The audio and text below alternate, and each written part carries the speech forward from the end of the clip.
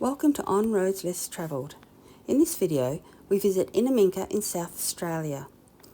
We'll show you a quick tour of the campgrounds and township of Innamincka before heading out to see the famous Dig Tree where Burke and Wills sadly perished back in 1861.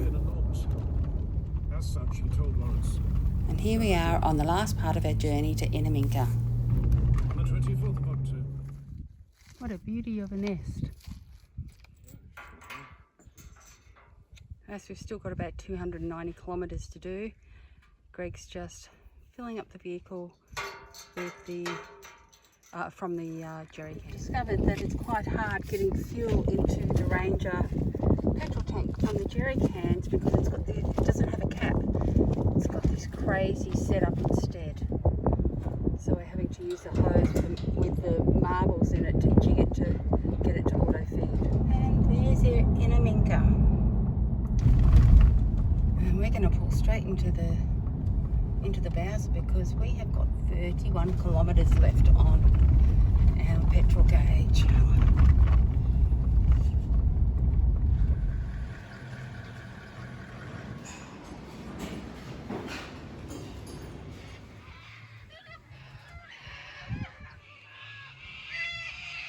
Cooper's Creek at Innamincka.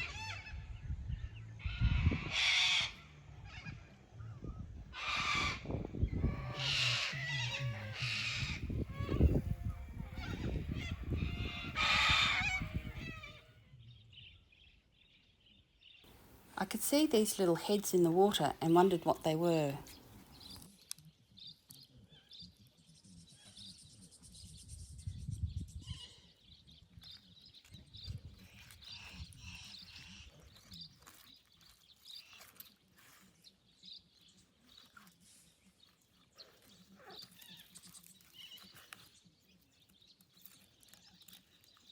Our night, it's $10 as you can see. It's called the Town Common. There's lots of campsites down there, some along the creek and others just scattered around. This is the township of Innamincka. We're just going up for a shower. I've got to say, after 5 days without a shower, it was just an absolute delight to have a hot shower.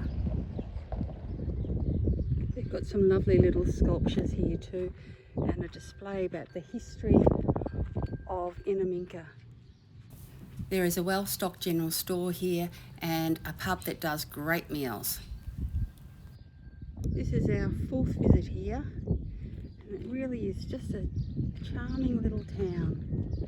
You can fill up with drinking water there, and there's a dump point for sewage as well. We're off to have a look at Burke's Dig Tree. We've arrived at the Dig Tree. There's a $20 per car, $60 per bus conservation fee, and then you drive past the entrance and you come down further to where the tree is. It's very windy here today, so sorry about the wind noise. There's a couple of plaques.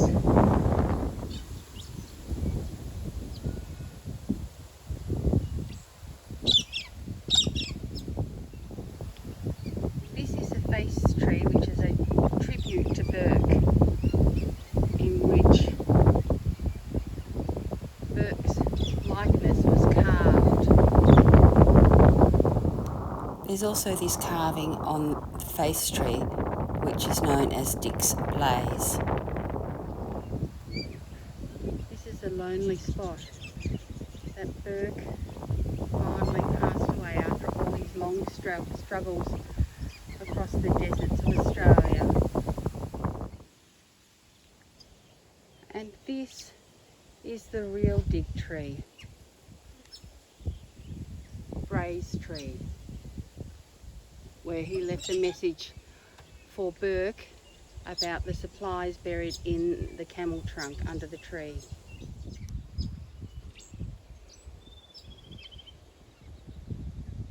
I believe there was only water holes here in the time of Burke, but it's a lonely place. If you look at the surrounding environment. There's just nothing here for hundreds of kilometres.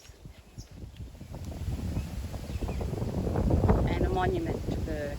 The Dig Tree is on the station Napa Merry.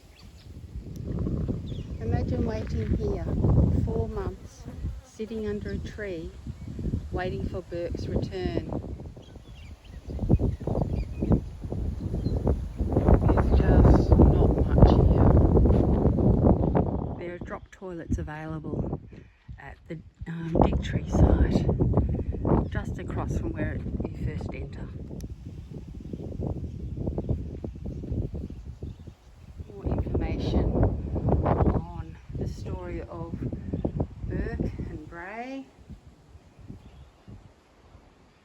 and Wills, and the Dig Tree visitors book. When they departed Melbourne, their party consisted of a team of 19 men, 50 camels and horses, some wagons and drays, and a large collection of supplies. Burke and Wills set off from Melbourne on the 20th of August 1860 to cross Australia from south to the Gulf of Carpentaria in the north. While still at Cooper Creek, it was decided the party would split, so Burke, Wills, Gray and King departed, leaving Bray and the remaining men at Cooper Creek with instructions to wait for 3 months before returning to Melbourne. They actually waited for 4.5 months. Bray then buried supplies under a tree, carving a message in case Burke's party did manage to return. This red line shows the course they took. It was a journey of 3,250 kilometres from Melbourne in the south to the Gulf of Carpentaria in the north.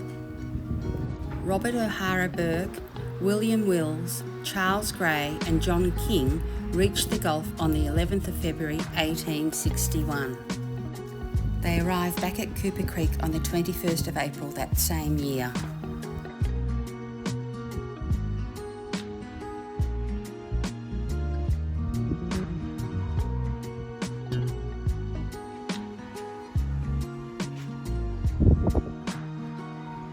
That is a high flood level, if you consider where that is.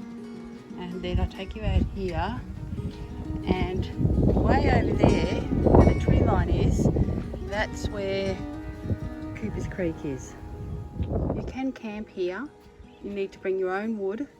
You're allowed to have wood fires permitted outside of the fire ban period. Sadly, they arrived only 9 hours after Bray's group had departed. They found the Dig Tree and dug up the cache of supplies. They managed to survive for around 2 months before succumbing to starvation at the end of June 1861. King managed to survive living with the natives until his rescue by Howitt's party on the 15th of September, after which he returned to Melbourne. I do love the wildlife here at Innamincka. There's such an abundance. And we say goodbye to Innamincka.